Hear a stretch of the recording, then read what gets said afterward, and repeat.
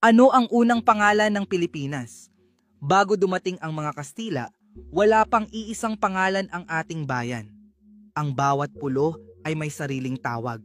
Ang Luzon ay tinawag na Lusones. Ang Visayas ay may kaugnayan sa Srivijaya. At ang Mindanao ay bahagi ng mga sultanato.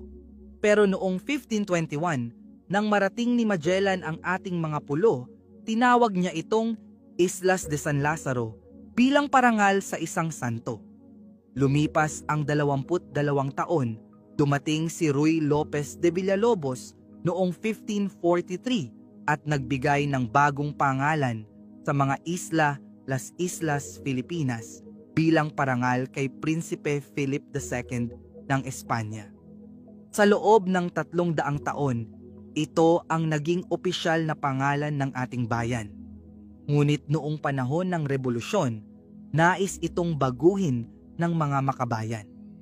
Si Apolinario Mabini ay may mungkahing pangalan, Haring Bayan, isang pangalan na sumasalamin sa kalayaan ng mga Pilipino.